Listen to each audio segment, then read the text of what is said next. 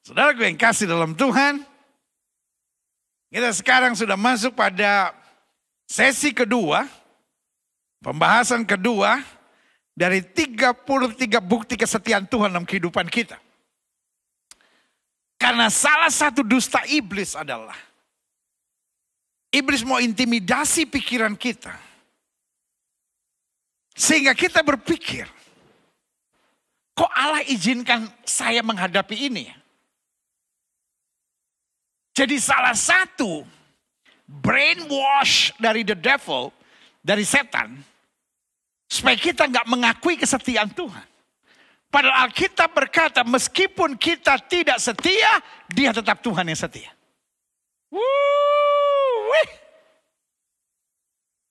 Dalam bahasa Ibrani dikatakan El-Hane'eman, bahwa dia adalah Allah yang setia. Makanya ada orang yang suka dikasih nama Jedaiah.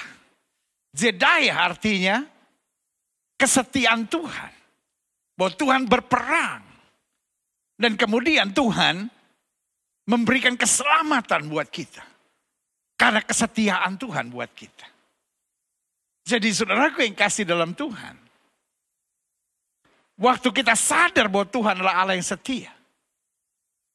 Kita gak akan pernah gentar, kita gak akan pernah mundur, kita gak akan pernah setengah-setengah. Mau seberat apapun tantangan kita, kita yakin betul Allah yang setia tidak akan pernah mengecewakan kita. Haleluya.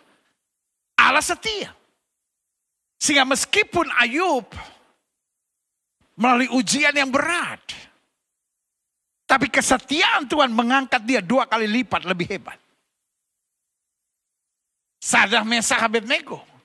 Meskipun dibuang ke dapur api yang dipanaskan 7 kali lipat, kesetiaan Tuhan menyelamatkannya. Bahkan ketika Petrus tidak setia, dia tetap Yesus yang setia.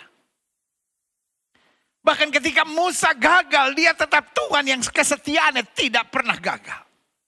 Ketika bangsa Israel berbuat hal-hal yang kepala batu kata Alkitab, mengeraskan hati, tapi dia tetap Tuhan yang setia. Dan hari ini berita firman Tuhan masih tepat dan jelas buat kita. Dia Allah yang setia. 34 minggu. Mungkin sudah menatap saya dan berkata, kan 33 betul. Tapi pembahasan nomor 1, minggu lalu dan hari ini tetap sama. Karena saya akan bahas tentang bukti kesetiaan Tuhan yang pertama. Dia mengampuni dosa. Minggu lalu saya sudah kupas tentang 8 istilah dosa dalam perjanjian lama dan 12 istilah dosa dalam perjanjian baru. Saya juga sudah jelaskan kenapa mengampuni dosa merupakan bukti kesetiaan Tuhan. Nah, sekarang saya lanjut tentang ada 7 dosa berbahaya yang kalau kita masih mengerjakannya, kita harus dilepaskan. Karena itu yang akan mengganggu hubungan kita dengan Tuhan. Tapi dia tetap Tuhan yang setia. Yang melepaskan kita dari ikatan dosa dan memberi kepastian anugerah yang sempurna. Haleluya. Klik. Yesaya 59 ayat 1-2. Sesungguhnya tangan Tuhan tidak kurang panjang untuk menyelamatkan. Dan pendengaran tidak kurang tajam untuk mendengar. Tapi yang merupakan dengar baik, pemisah antara kamu dan Allahmu ialah segala kejahatanmu. Dan yang membuat dia menyembunyikan diri terhadap kamu sehingga dia tidak mendengar doamu ialah segala dosamu. Dari minggu lalu sudah saya jelaskan. Salah satu tipuan iblis buat orang-orang muda misalnya. Buat para pemimpin gereja misalnya. Buat para pemimpin bangsa misalnya. Buat suami istri, buat para pengusaha, buat para pedagang. Tipuan iblis tetap sama bahwa dosa itu menyenangkan. Dosa itu enak. Sehingga ada banyak orang yang bilang, ya saya sih tahu dosa itu salah pendeta. Tapi enak sih. Saya tahu sih dosa itu menghancurkan, dosa membawa saya ke neraka. Tapi gimana ya pendeta mendatangkan kenikmatan tersendiri saya. Itu bodoh. Itu tipuan iblis yang menyesatkan. Dosa itu merusak.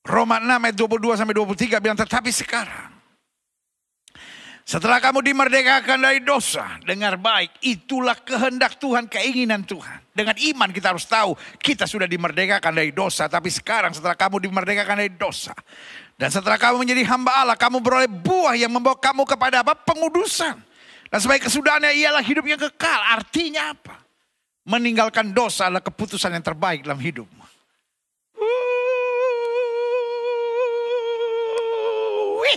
Amin. Kalau saudara setuju, ketik di live chat saudara, meninggalkan dosa adalah keputusan terbaik yang saya bisa buat dalam hidup saya. Meninggalkan dosa adalah keputusan yang terbaik yang saya bisa buat dalam hidup saya. Oke. Ayo ketik, ya kan? Meninggalkan dosa adalah keputusan yang terbaik yang saya bisa buat dalam hidup saya. Yes. Tapi sekarang setelah kamu dimerdekakan dari dosa dan setelah kamu menjadi hamba Allah, kamu beroleh buah yang membawa kamu kepada pengudusan, dan sebagai sudahnya adalah hidup yang kekal. Sebab ini yang kembali penjelasan Alkitab, upah dosa ialah maut. Tidak ada sesuatu yang enak, baik, menyenangkan, dan indah dari dosa itu. Karena upah dosa ialah maut. Tapi karunia Allah, pertobatan kita, kesetiaan Tuhan mengampuni dosa kita adalah hidup yang kekal dalam Kristus Yesus Tuhan kita. Yes, haleluya. Klik. Roma 3, 23-24. Karena semua orang telah berbuat dosa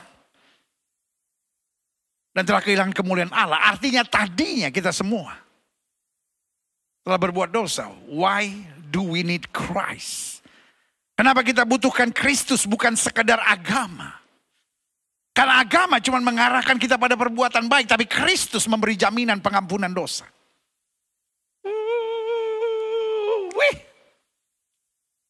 Dosa tidak bisa diselesaikan dengan agama. Dosa hanya bisa diselesaikan dengan kematian Kristus di atas kayu salib. Dan penebusan oleh karena rahmatnya yang besar. Orang-orang berdosa bukan butuh agama.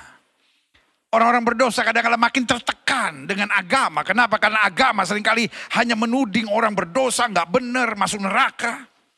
Tapi Kristus dengan korban yang sempurna di atas kayu salib memanggil kita. Bahwa kalau kita mengaku dosa kita, Allah itu setia dan adil. Dia akan mengampuni dan menyucikan kita dari segala kejahatan kita. Haleluya. Karena semua orang telah berdosa dan telah kehilangan kemuliaan Allah. Agama tidak bisa menyelesaikan masalah dosa. Agama hanya mengarahkan kalau boleh. Kamu berbuat ini, mudah-mudahan dosa kamu bisa diampuni. Tapi Yesus dengan darah yang tertumpah menyucikan dosa kita satu kali itu selama-lamanya. Ayat 24. Dan oleh kasih karunia, kamu telah dibenarkan dengan cuma-cuma. Kenapa? Karena penebusan dalam Kristus Yesus. Wow, haleluya. Klik. Saya pelajari. Pada dasarnya dosa merusak. Dosa menghancurkan. Dosa mempermalukan. Dosa merendahkan. Tapi kesetiaan Allah. Kesetiaan Allah mengangkat, memulihkan, dan menjadikan kita berharga dan luar biasa. We need God's faithfulness. Kita butuhkan kesetiaan Allah dalam kehidupan kita. Klik. Saya pelajari ada 7 dosa yang membawa kerusakan serius. Dan sayangnya, ada banyak orang-orang beragama tidak terlepas dari dosa ini.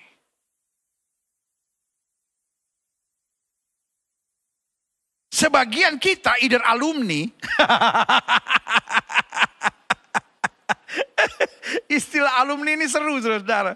Ada banyak orang reuni padahal nggak ada sekolahannya.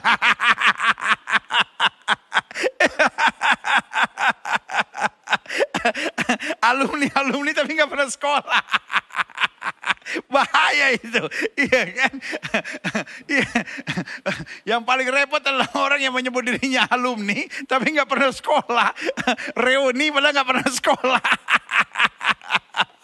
Iya kan?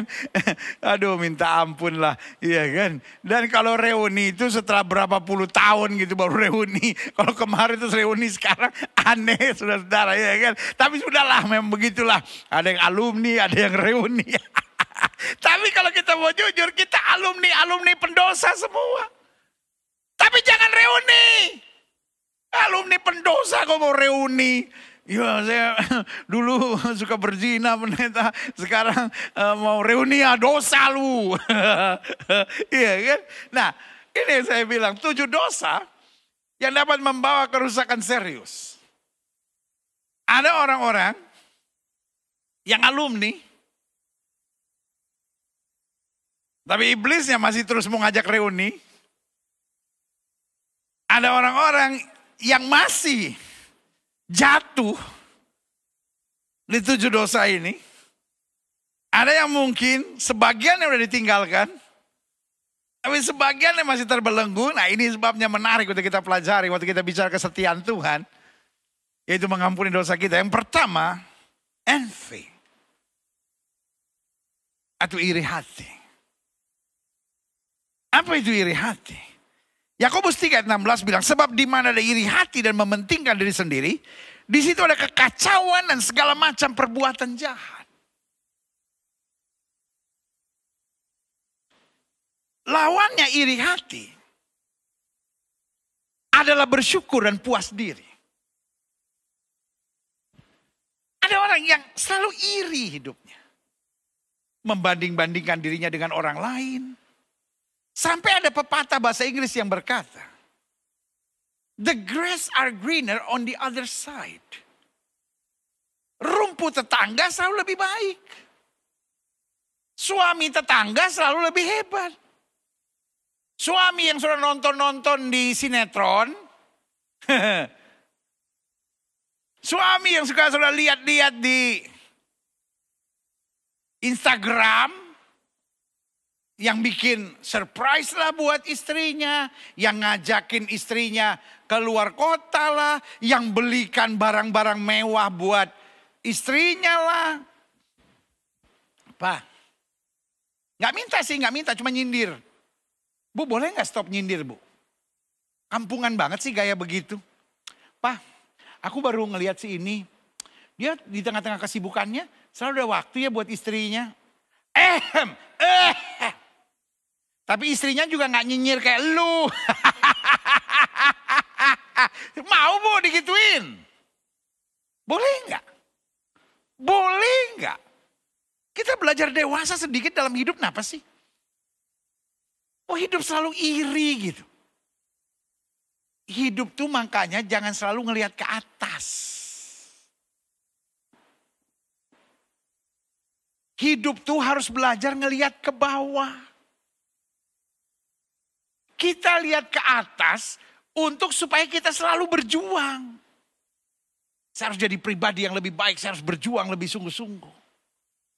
Bukan membandingkan fasilitas. Kita lihat ke atas tuh untuk semangat perjuangan kita. Tapi kita lihat ke bawah untuk bersyukur. Makanya ada pepatah yang bilang begini. Saya bersyukur meskipun saya belum bisa lihat. Saya bersyukur meskipun saya belum bisa beli sepatu.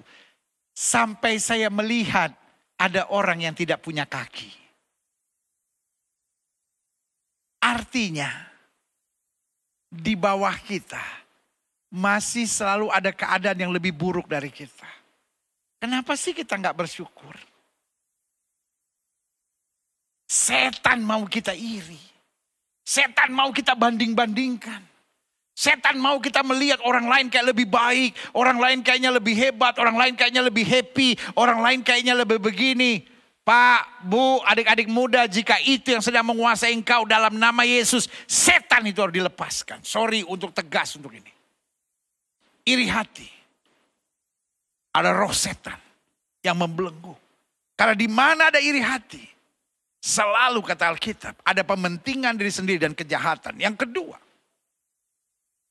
apa dosa yang dapat membawa kerusakan serius? Gluttony. Apa itu gluttony? Rakus. Filipi 3 ayat 9 bilang apa? Kesudahan mereka ialah kebinasaan. Tuhan mereka ialah perut mereka. Kemuliaan mereka ialah aib mereka. Pikiran mereka semata-mata tertuju pada perkara-perkara duniawi. Rakus. Orang Belanda bilang hebsug. Selalu mau memiliki. Orang kayak begitu. Orang Belanda bilang ondankbaar. Unthankful. Nggak pernah bersyukur gitu. Dan orang kayak gitu selalu merasa hidupnya menderita. Karena dia selalu mau lebih lagi. Rakus. Rakus kekuasaan. Rakus jabatan. Dan orang-orang rakus kadang-kala bisa kelihatan rohani loh. Orang-orang rakus bisa kelihatan di kegiatan-kegiatan rohani. Tapi rakus. Orang rakus itu biasanya suka memfitnah orang. Orang rakus itu suka menjelekkan orang.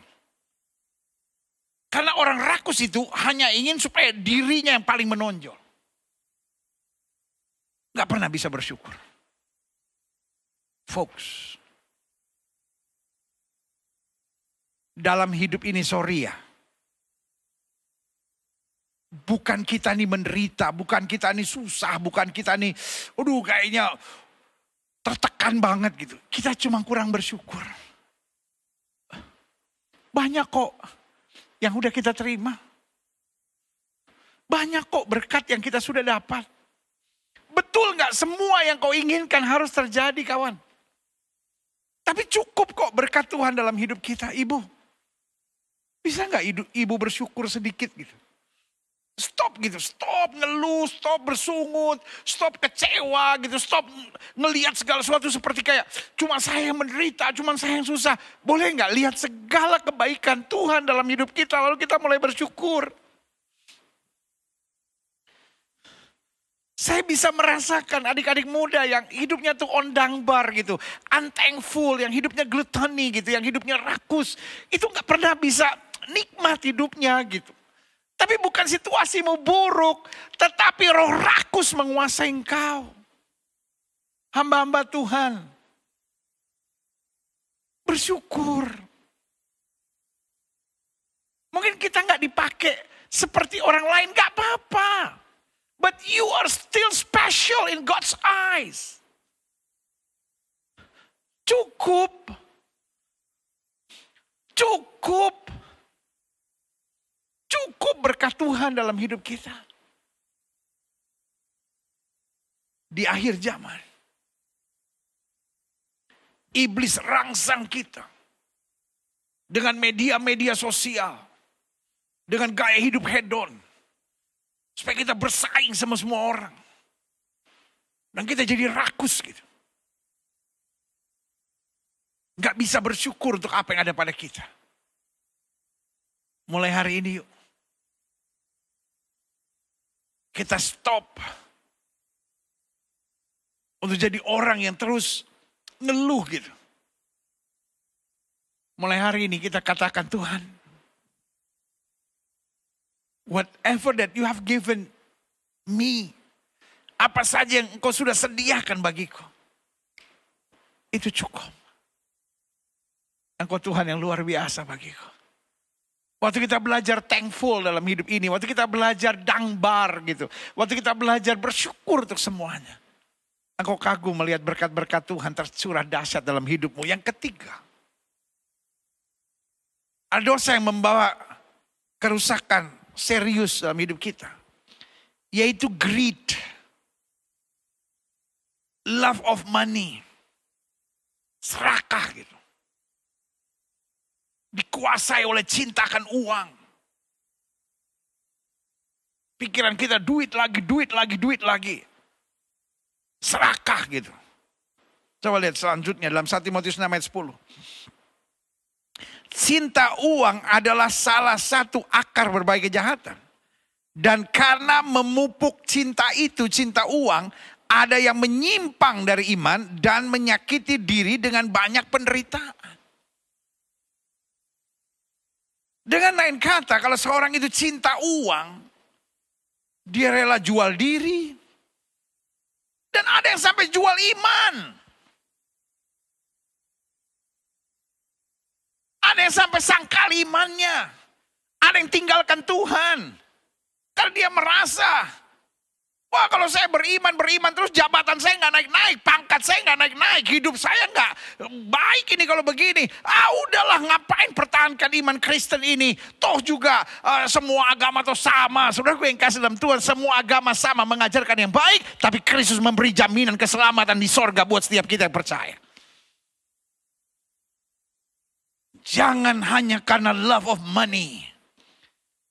Jangan karena greedy. Jangan karena kita jadi orang yang serakah. Akhirnya kita mengorbankan nilai-nilai iman dan kebenaran. Selanjutnya, pride. Ingat ya, envy atau iri hati, gluttony atau rakus, greedy atau love of money, serakah, cinta uang. Bukan uangnya loh, cinta uangnya. Ya kan, yang keempat pride, kesombongan, klik. Mata yang congkak dan hati yang sombong. Yang menjadi pelita orang fasik adalah apa? Dosa. Makanya Alkitab bilang orang yang meninggikan diri akan direndahkan Tuhan. Orang yang merendahkan diri akan ditinggikan Tuhan. Folks, kesombongan bukan kelemahan manusiawi. Kesombongan ciri orang itu belum bertobat sungguh-sungguh. Karena orang yang bertobat sungguh-sungguh adalah orang yang sadar aku ada sebagaimana aku ada karena anugerah. Apa saja yang dipercayakan Tuhan kepadaku, aku terima dengan sukacita karena Dia Tuhan yang baik. Bahwasanya untuk selama-lamanya kasih setianya buat hidupku. Selanjutnya, Amsal 16 ayat 5 bilang, setiap orang yang tinggi hati, bukan cuma salah loh, bukan cuma berdosa loh. Tapi ayat ini bilang apa? Kekejian bagi Tuhan. Sungguh ia tidak akan luput dari hukuman. Orang-orang sombong pasti dihukum Tuhan. Sebagai hamba Allah saya hanya ingatkan. Orang kalau LGBT, mungkin semua orang tahu. Orang kalau berzina, menyembah berhala, semua orang tahu. Tapi sombong, semua orang ngerasa enak empat lihat dia. Tapi dianya gak ngerasa. Orang sombong merasa, enggak saya gak sombong kok. Yang ketika saya khotbah, lalu dia bilang gini, aduh puji Tuhan saya gak sombong. Itu orang sombong. Karena orang sombong tidak pernah sadar dia sombong. Justru orang yang berpikir gini, aduh jangan-jangan saya sombong. Itu artinya dia masih punya kerendahan hati. Karena masih ada semangat untuk bertobat, masih ada semangat untuk memperbaiki diri, masih ada semangat untuk menerima pengajaran. Orang sombong selalu merasa dirinya yang terbaik. Orang sombong gak pernah bisa ditegur. Apalagi dari segala kesombongan, yang paling parah adalah kesombongan rohani. Orang-orang yang menyombongkan hubungannya dengan Tuhan. Wah, saya kalau doa dijawab Tuhan selalu, saya ini kesayangannya Tuhan. Wah, saya ini luar biasa bisa dengar suara Tuhan. Tuhan selalu kasih buat saya pernyataan-pernyataan. Wah, orang kayak gini perlu bertobat, saudara. Karena orang kalau rendah hati makin dapat pernyataan Tuhan, dia makin haus sama Tuhan. Makin tidak dia pakai untuk menonjolkan diri, tapi makin dia pakai aku ada sebagaimana aku ada karena anugerah. Haleluya. Folks, stop of your pride. Hentikan kesombonganmu. Karena hukuman akibat kesombongan sangat menyakitkan. Klik. Saya menyebutnya. Kesombongan adalah awal dari berbagai kejatuhan dan kehancuran. Ingat ya. Yang kelima, lust atau hawa nafsu. Ini cara iblis merusak hidup seseorang. Klik.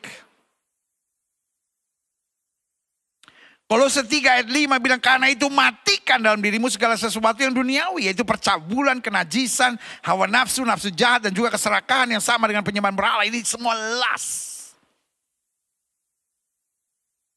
Dan untuk itu, we have to fight that battle. Kita gak bisa bilang Tuhan matikan segala lust dalam hidupku. Tapi engkau tetap baca bacaan cabul. Engkau tetap nonton tayangan-tayangan cabul, pikiranmu tetap kau isi dengan hal-hal yang cabul. Karena lust Itu tergantung how we feed our mind. Lust itu tergantung bagaimana saya isi pikiran saya. Kalau saya sebentar-bentar ngeliatin perempuan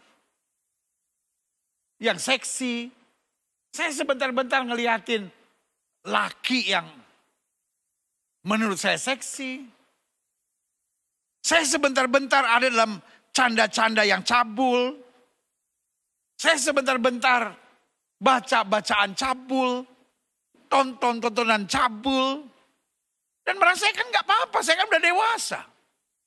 Itu cara kerja iblis.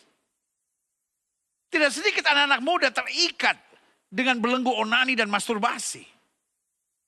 Padahal tahu itu salah, ada rasa bersalah dalam perbuatan, tapi nggak bisa lepas. Karena pacarannya juga sama, raba-rabaan. Bos, otakmu udah kotor bos. Otakmu udah cabul bos.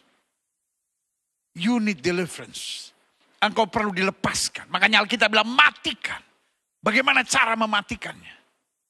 Memulai dengan stop feeding your mind. Dengan lustful spirit. Stop isi hidupmu dengan bacaan,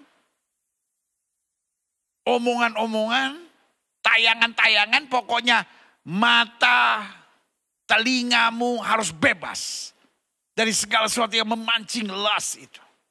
Karena seks itu seperti macan tidur. Kalau nggak dibangunkan, maka macan itu tetap oke. Tetapi ketika terus-menerus dibangunkan, dengan mengisi pikiran-pikiran cabul, bacaan-bacaan cabul, candaan-candaan cabul, maka macan itu akan menjajah, menghancurkan dan menghabisi hidupmu. Sayang. Banyak hamba-hamba Tuhan jatuh karena apa? Lustful spirit.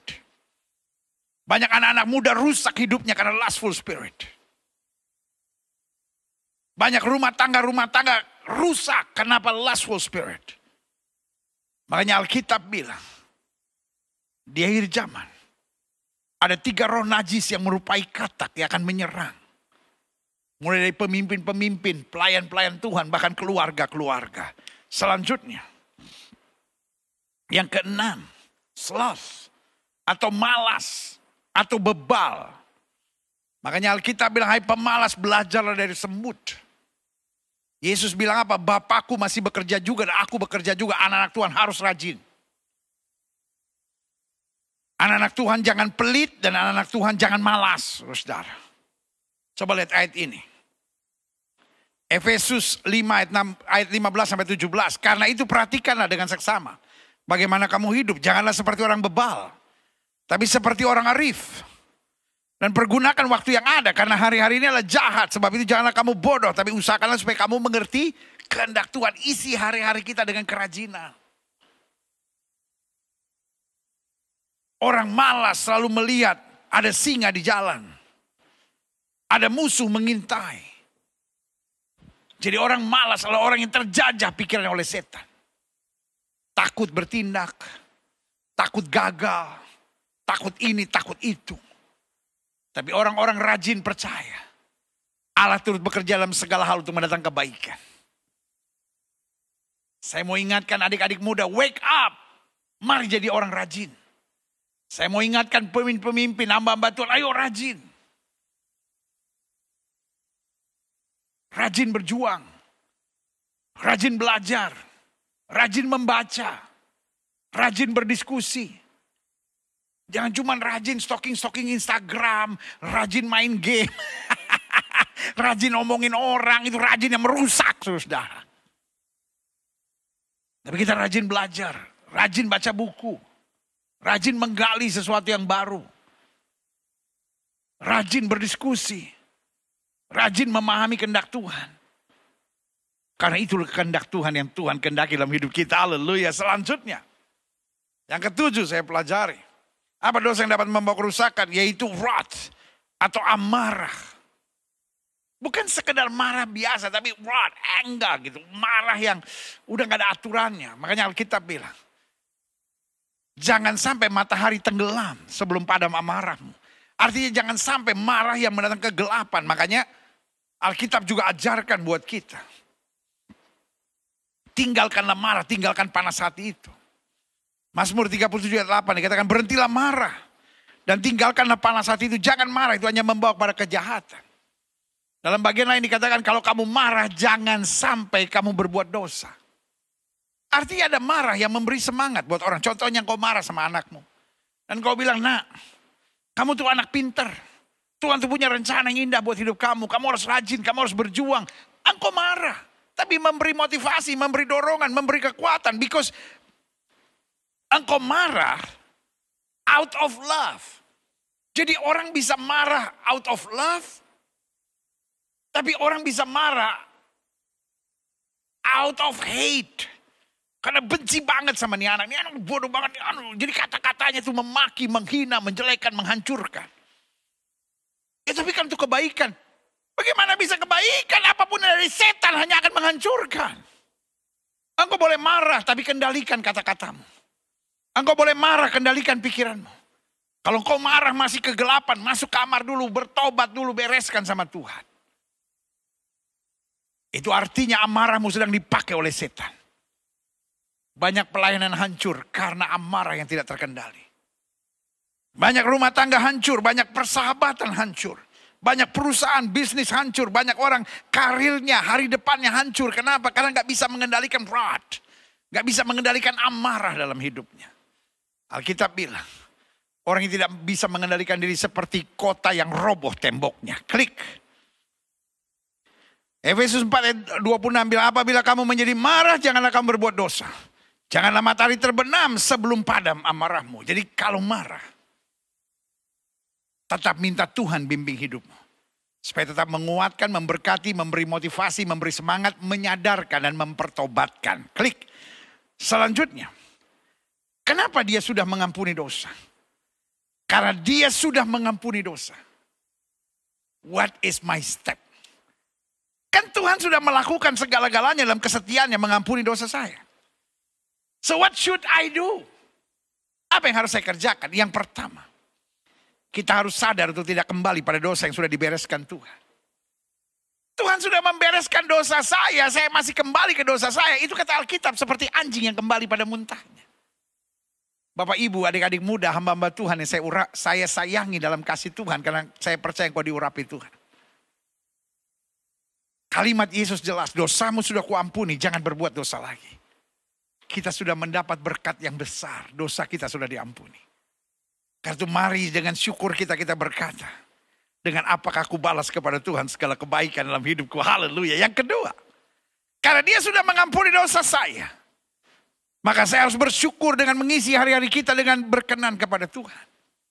Kita berbuat baik bukan supaya masuk surga. Kita berbuat baik bukan supaya dilihat orang. Kita berbuat baik bukan supaya kita dikagumi orang. Kita berbuat baik karena kita gak tahan kebaikan Tuhan yang sudah kita rasakan dalam hidup kita. Saya hanya mau bersyukur. Saya hanya mau menyenangkan hati Tuhan. Saya hanya mau menjadi saksi Tuhan. Saya hanya mau melakukan segala hal yang berkenan kepada Tuhan. Karena saya tahu dosa merusak. Tetapi kesetiaan Allah memulihkan hidup saya. Yang ketiga, karena dia sudah mengampuni dosa, kita harus bersemangat untuk mengisi kehidupan kita dengan fasilitas dari sorga. Itu buah-buah roh serta karunia-karunia roh kudus. Karena karunia roh dan buah-buah roh kudus adalah fasilitas sorga. Untuk kita yang masih ada di dunia. Kita gak butuh bahasa roh di sorga. Kita gak butuh karunia iman, karunia marifat. Kita butuh sementara kita di dunia itu fasilitas surga. Supaya kita bisa berarti, supaya kita bisa menangkan jiwa, supaya kita bisa menyelamatkan banyak orang. Tuhan kasih fasilitas surga. Untuk itu kita yang sudah diampuni dosanya. Tadinya kita hamba dosa, sekarang kita menjadi hambanya Allah. Tadinya kita hamba setan, sekarang menjadi hamba kebenaran. Tadinya kita hamba kegelapan, sekarang menjadi hambanya terang. Dan sebagai hambanya Allah, kita diperlengkapi dengan buah-buah roh. Kita diperlengkapi dengan karunia-karunianya. Alkitab berkata supaya orang melihat perbuatan yang baik dan memuliakan Bapa yang di sorga. Haleluya. Selanjutnya karena dia sudah mengampuni dosa. Kita harus berjuang untuk jadi alat Tuhan, untuk menyadarkan orang lain dan juga untuk juga meninggalkan dosa. Berarti kita dibebaskan untuk menjadi pembebas. We are blessed to be blessing. Karena kita sudah diampuni dosanya. Berarti kita berkata, Tuhan lewat saya juga boleh menjadi alat untuk orang lain menerima kebebasan yang dari sorga. Yang terakhir saya pelajari. Karena dia sudah mengampuni dosa. Kita harus setia sampai akhir. Mentuntaskan misi Kristus yang luar biasa sebagai duta-duta kerajaan Allah di muka bumi. Ingat. Setelah kita diselamatkan. There is God's mission. Ada misi Tuhan dalam hidup kita. But we are the ambassador of heaven. Kita adalah duta-duta Kristus. Makanya doa Bapa kami yang kita setiap kali naikkan sebelum ibadah mulai. ada orang yang pernah kritik saya lalu bilang gini, saya bingung sama GBI Glow ini gereja apa sih? Kok nggak pernah ada doa Bapa kami sih dinaikkan? Berarti lo nggak pernah ikutin dari awal. Gereja Bethel Indonesia Global Fellowship Center, setiap doa pembukaan langsung dilanjutkan dengan doa Bapa kami. Makanya ikut kebaktian dari awal sampai akhir. Jangan kritik, tapi nggak pernah ikut kebaktian dari awal. Lu kalau kebaktian cuma dengar khotbah sih, bertobat apa? Ya kan? Itu ibadah itu harus seluruh rangkaian, saudara, ya kan, dari doa pembukaan sampai doa berkat, doa penutup, doa pengutusan, itu baru mantap, ya kan. Doa Bapa kami bilang apa? Bapa kami yang di surga, dikuduskanlah namamu, datanglah kerajaanmu. Bagaimana kerajaan Tuhan datang? Datang tiba-tiba? No. Through us, melalui kita. Kita yang harus membawa damai. Kita yang harus membagikan kasih. Kita yang harus memperjuangkan keadilan. Kita yang harus menyuarakan suara Tuhan. Karena itu, siapa yang harus bersuara itu? Siapa yang harus berjuang itu? Mereka yang dosanya sudah diampuni. Waktu dosa kita sudah diampuni, maka kita berkata, Tuhan ini aku. Pakai aku. Sehingga lewat hidupku, kerajaan Allah di muka bumi diluaskan. Aku bawa damai. Aku memperjuangkan kasih dan keadilan. Aku menyuarakan kebenaran. Aku mengabarkan Injil Kristus. Sehingga kemuliaan Tuhan dinyatakan. Aku punya Tuhan yang besar. Haleluya. Aku punya Tuhan yang besar, yang telah berjanji dan sanggup menggenapi imanku, bersepakat percaya kuasa-Nya. Ku terima sekarang kemenangan darimu.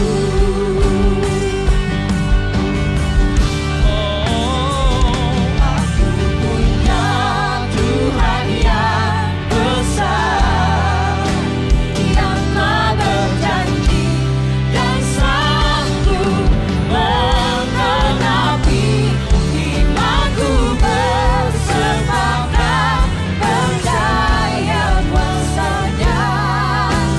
Ku terima sekarang kemenangan darimu. Haleluya, haleluya, haleluya. Saatnya saya berdoa buat saudara. Saudara yang ingin didoakan secara khusus, boleh taruh tangan kanan saudara di dada. Setiap mata terpejam, setiap kepala tertunduk, setiap hati terangkat pada Tuhan. Hari ini hari yang baik. Hari ini Tuhan sedang berbuat sesuatu. Hari ini Tuhan sedang melawat hidup kita. Kalau saudara mau didoakan, taruh tangan kananmu di dada. Izinkan saya berdoa. Mungkin hari ini saudara berkata, aku dengar firman Tuhan. Aku masih terikat dengan lust. Aku masih terikat dengan rod. Aku masih terikat dengan iri hati. Aku masih rakus. Aku masih serakah. Aku masih terikat pada cinta uang. Pada berkat Tuhan cukup. Aku gak pernah bersyukur, aku gak pernah berterima kasih. Aku banding-bandingkan segala sesuatu dan aku melihat aku hanya orang yang susah menderita. Tapi hari ini aku berkata, terima kasih ya Kristus. Baik Tuhan dalam hidupku. Jika itu doamu, taruh tangan kananmu di dada. Karena dosa kita sudah diampuni. Mari kita berjuang. Karena dosa kita sudah diampuni, mari kita hidup benar. Karena dosa kita sudah diampuni, mari kita tidak kembali pada dosa lama kita. Karena dosa kita sudah diampuni, mari kita berkata, ini aku Tuhan, pakai aku Tuhan. Karena dosa kita sudah diampuni, mari kita berjuang. Agar kita diperlengkapi dengan fasilitas sorga. Yaitu buah-buah roh dan karunia-karunia Allah. Terima kasih Tuhan, terima kasih. Saudara-saudara yang didoakan boleh taruh tangan kanan saudara di dada dan kita berdoa. Bapa, kesetiaan Allah cukup buat hidup kami. Karena lihat setiap mereka yang taruh tangan kanannya di dada. Biar hari ini kami dilepaskan dari belenggu, dilepaskan dari segala ikatan, dibebaskan dari segala kutuk. Dan mulai hari ini kami hidup benar, kami hidup bersemangat, kami hidup jadi saksi, kami hidup jadi berkat. Kami hidup dengan fasilitas sorga, buah-buah roh dan karunia-karunia Roh Kudus. Kami bertahan sampai kesudahannya. Kami senantiasa mengabarkan Injil karena kami sudah dibebaskan. Kami mau jadi alat untuk membebaskan banyak orang dengan kasih karunia Tuhan. Terima kasih Bapa, terima kasih. Anugerahmu luar biasa, kasih karuniamu sempurna. Terima kasih Tuhan. Hamba juga doa buat yang sakit. Karena hamba percaya kesembuhan hak mutlak kami sebagai orang percaya. Setiap saudara yang sakit dengar firman Tuhan. Alkitab berkata tanda-tanda ini kami menyertai orang percaya bahwa mereka tumpang tangan buat yang sakit dan yang sakit akan disembuhkan. Dengan iman jika engkau sakit dan kau percaya kuasa kesembuhan Tuhan, letakkan tangan kananmu di bagian tubuhmu yang sakit. Kita berdoa, Bapa, janjimu ya dan amin itu kami percaya. Firmanmu berkata orang percaya akan tumpang tangan buat yang sakit dan yang sakit akan disembuhkan. Dengan iman kami praktekkan firman Tuhan ini. Kami letakkan tangan kanan kami di bagian tubuh kami yang sakit. Kami tolak sakit penyakit, kami tolak kelemahan tubuh, kami tolak campur tangan kegelapan. Kami patahkan kuasanya di dalam nama Yesus. Hai setan sakit penyakit, kau tidak punya kuasa atas tubuh orang percaya. Karena tubuh kami telah dibeli dengan harga mahal itu darah Yesus. Darah yang tercurah tubuh kami adalah bait Roh Kudus, bukan tempat penyakit. Kami perintahkan sekarang keluar dalam nama Yesus. Kuasa kesembuhan, berkat, mujizat mulai terjadi. Karena kami percaya Yesus kami tidak berubah dulu, kemarin, hari ini, dan sampai selama-lamanya. Dengan iman kami nyatakan oleh bilur-bilur Kristus, kami yang percaya sudah dijamah dan disembuhkan Tuhan dengan kuasa yang luar biasa. Terima kasih Bapa. Segala virus, segala bakteri, kuman, infeksi, bahkan segala serangan-serangan kegelapan bebas dalam nama Yesus. Kuasa-Mu sempurna. Tambahkan iman kami. Karena sesuai dengan iman kami jadi pada kami. Terima kasih Tuhan Yesus. Terima kasih. Kasih-Mu sempurna. Urapan-Mu dahsyat. Terima kasih Tuhan Yesus. Terima kasih. Setiap saudara yang sudah doakan untuk kesembuhan, tanamkan dalam rohmu kesembuh oleh bilur Yesus. Jangan bimbang. Karena Alkitab berkata sesuai dengan imanmu jadi padamu. Di atas kayu salib Yesus berkata sudah selesai. Semua harga dosa, harga penyakit, harga penderitaan sudah diselesaikan Yesus atas kayu salib. Tinggal kita imani, kita tahu. Baginya tidak ada perkara yang mustahil. Silahkan turunkan tangan, Tuhan berkati Bapa. Hamba mengasihi jemaatmu satu persatu. Apa yang Tuhan taruh di hati hamba sudah hamba sampaikan bagi umatmu. Hamba doa firman termeterai. Apa saja yang mereka kerjakan dibuat Tuhan berhasil. Mereka gak turun tapi naik. Mereka gak jadi ekor, mereka jadi kepala. Hari-hari yang penuh mujizat boleh menjadi bagian hidup mereka.